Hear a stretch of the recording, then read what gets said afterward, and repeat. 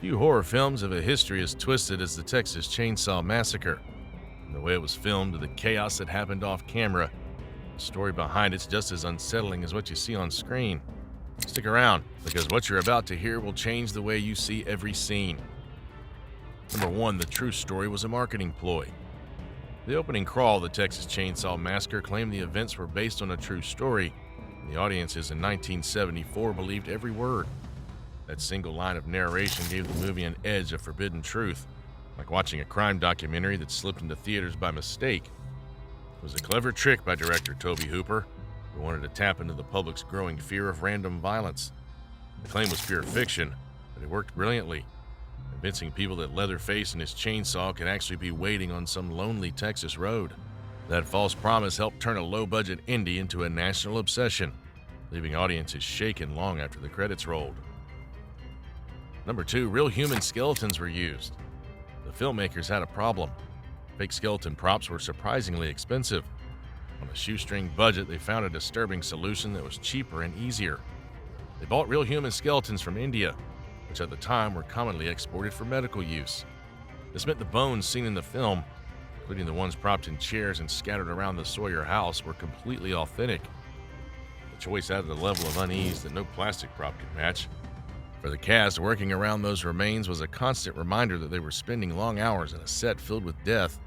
That uncomfortable reality seeped into the film's atmosphere.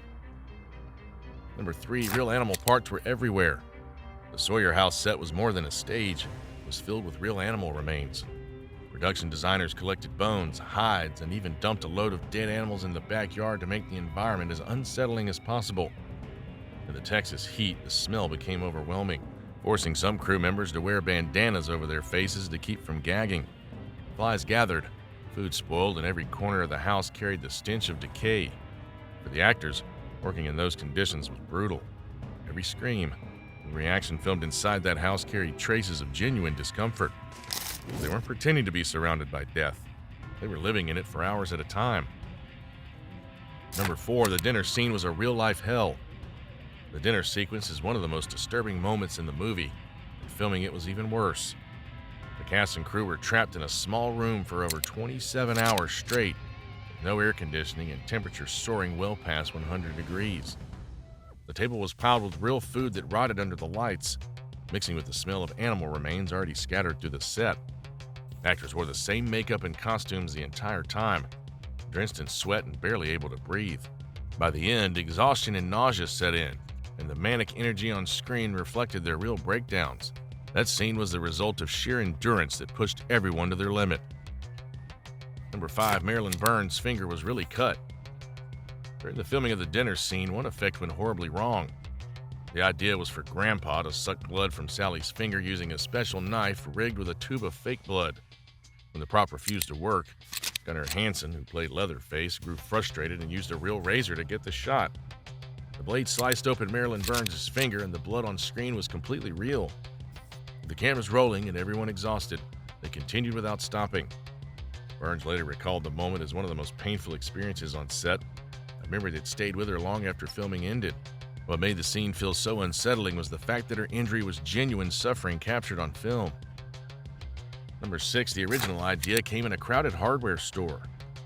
The twisted heart of the Texas Chainsaw Massacre began beating in the least likely place, a crowded hardware store. Director Tobe Hooper was stuck in a long line, boxed in by shoppers and daydreaming about a quick escape. His eyes landed on a display of chainsaws sitting by the checkout. In that claustrophobic moment, inspiration struck. Hooper imagined just grabbing a saw, firing it up, and cutting his way to freedom through the crowd. The idea was wild, unsettling, and it lingered. That flash of frustration and dark fantasy became the film's driving image. A masked figure wielding a chainsaw, unhinged and unstoppable. Sometimes horror doesn't come from nightmares, but from everyday impatience. Number 7, police seized the film.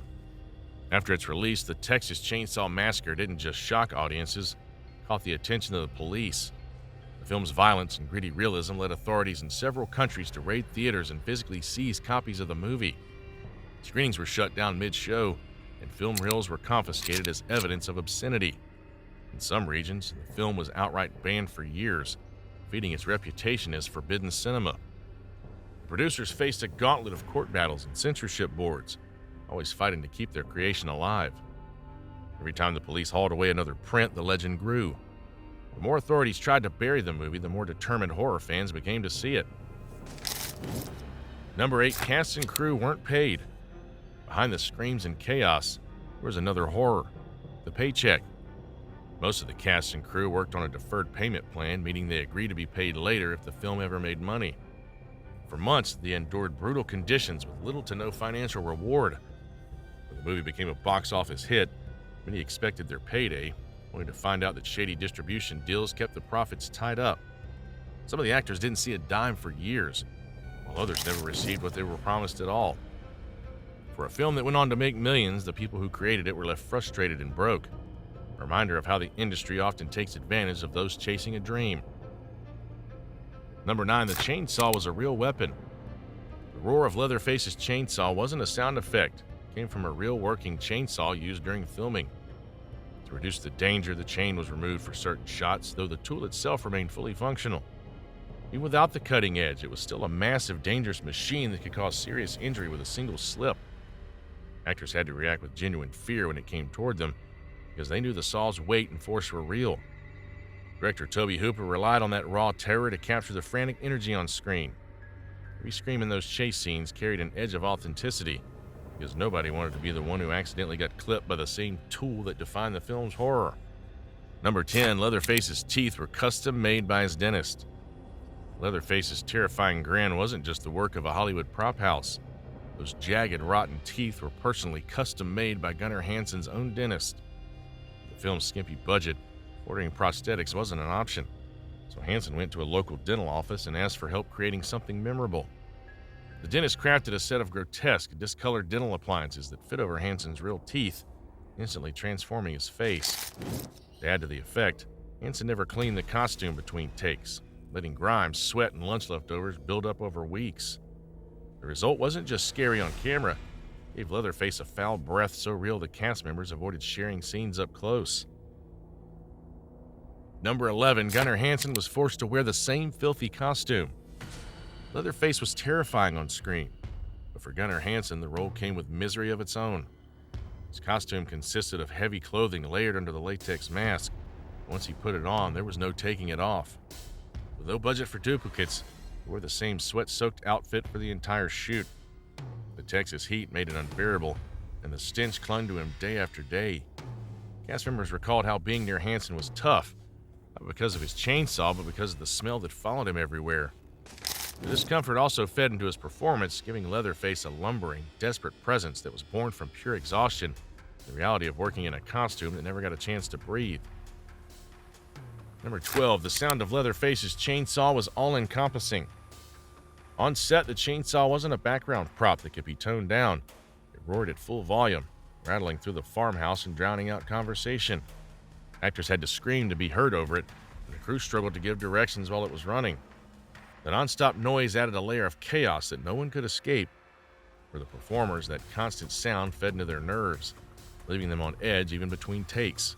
The machine's growl became as much a part of the shoot as the heat and the stench of the set, shaping the frantic energy captured on film.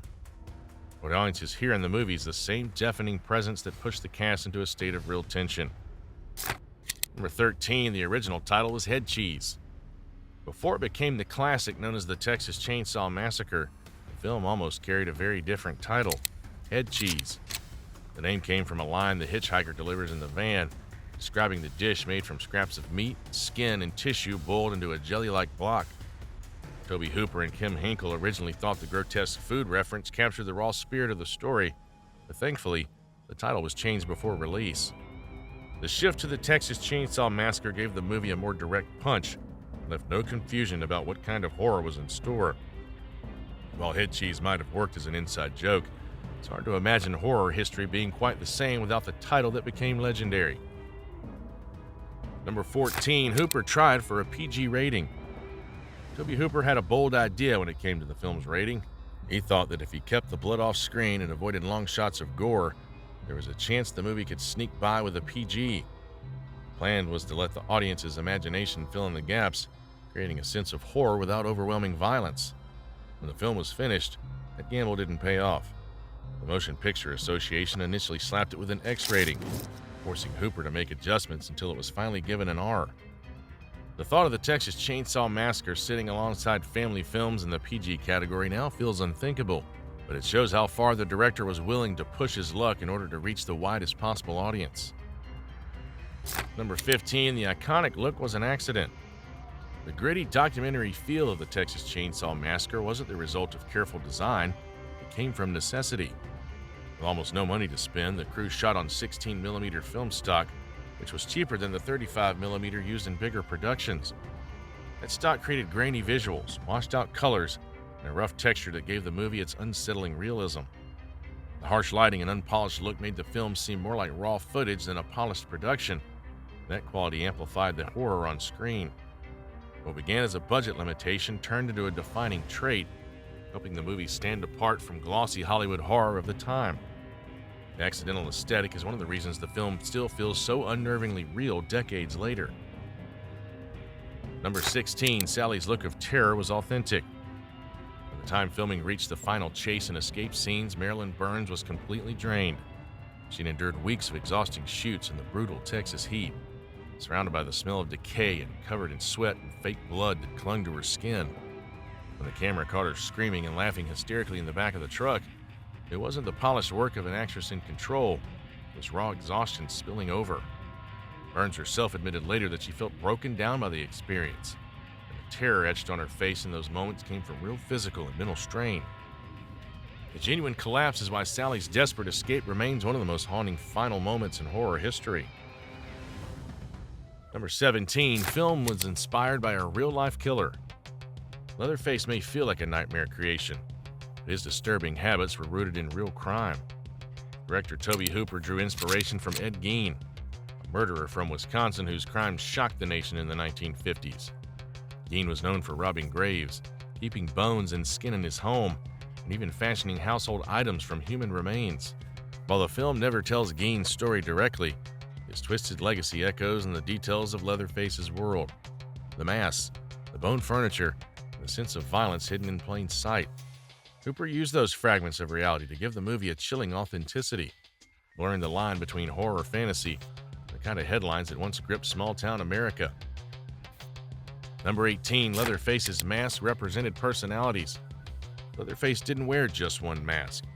Throughout the film, he switched between 3 different looks: the killing mask, the old lady mask, and the pretty woman mask.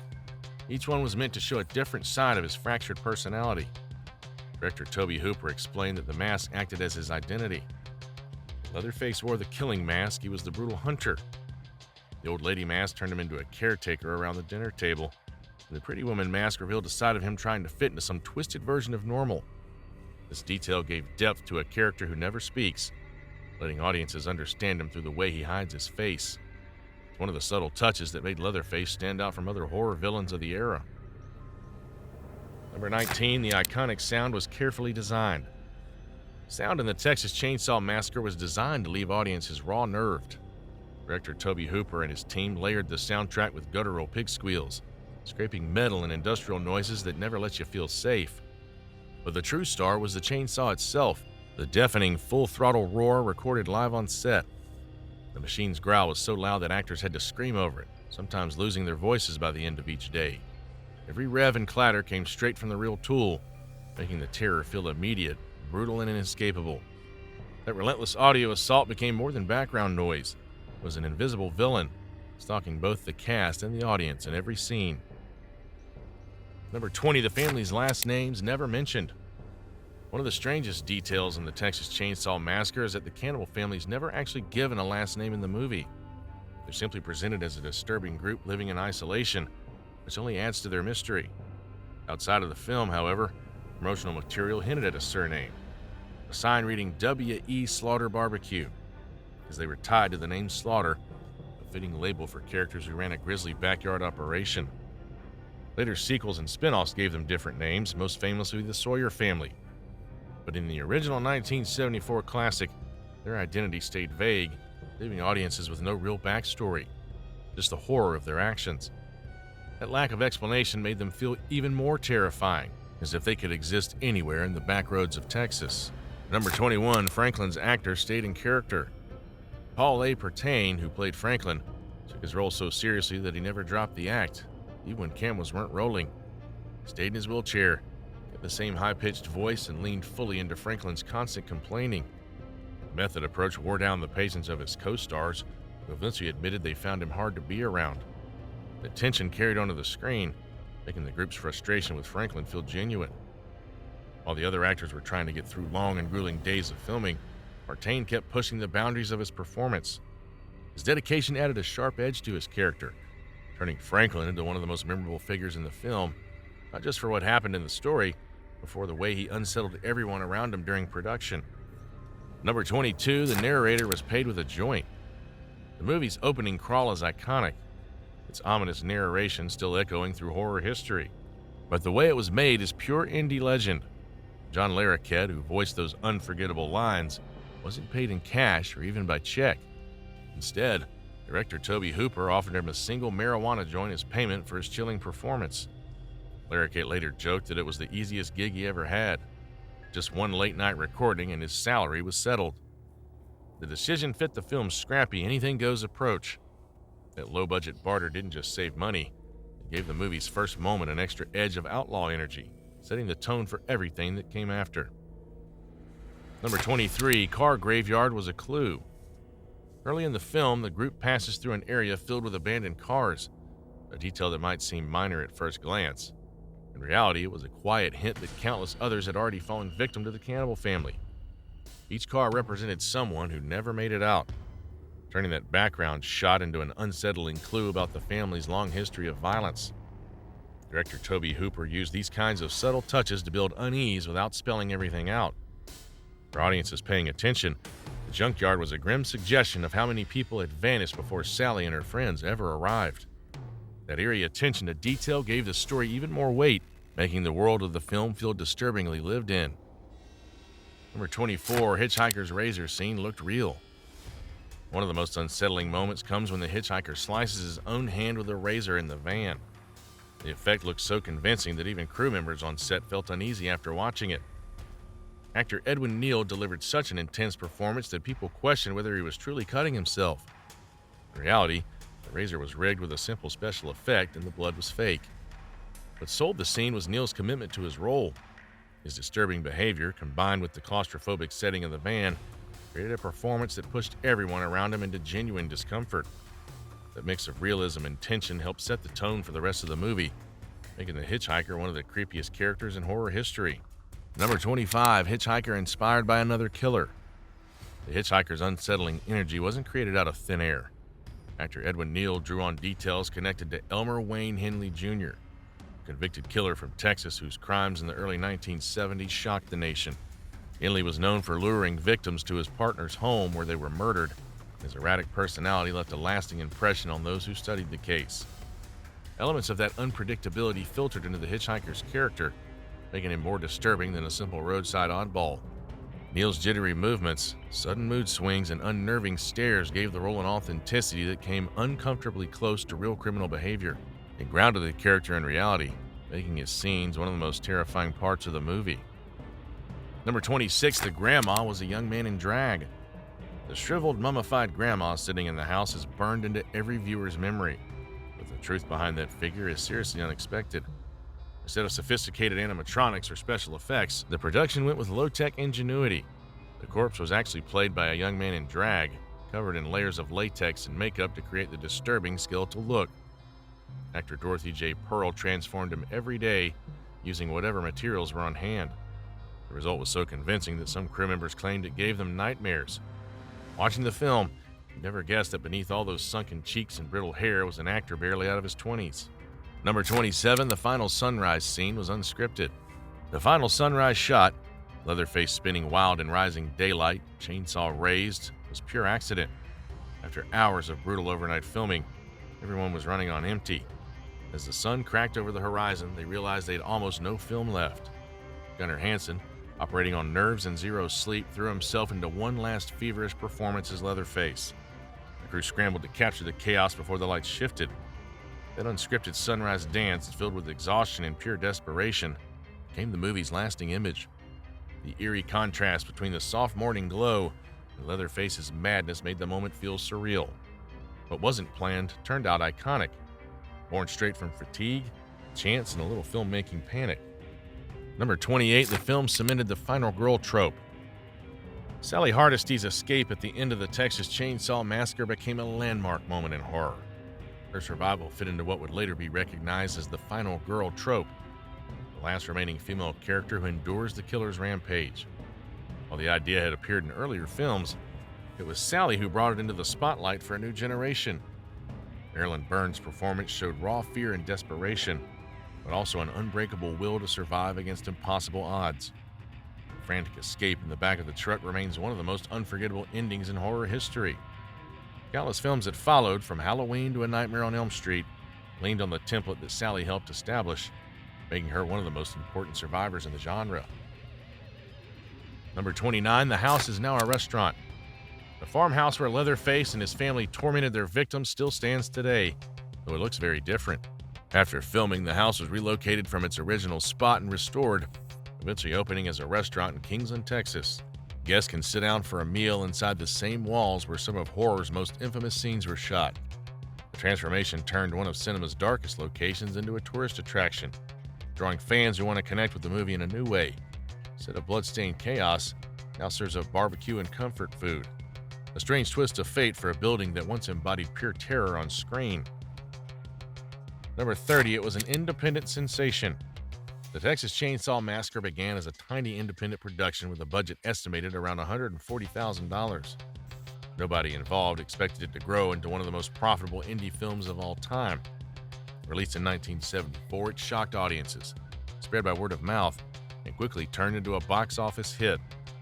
By the end of its theatrical run, the movie had earned more than $30 million in the United States alone. For a film made on scraps, it became proof that independent cinema could compete with Hollywood's biggest releases. Its success not only changed the lives of those who worked on it, but also inspired a wave of filmmakers who realized that raw energy and bold ideas could reach the mainstream without the backing of major studios. And that's it. So after hearing these 30 shocking facts, it's clear the Texas Chainsaw Massacre was as terrifying behind the scenes as it was on screen.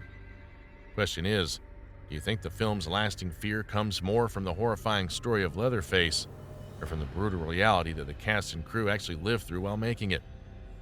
Share your thoughts in the comments section below. There's a horror story out there that's even more unbelievable.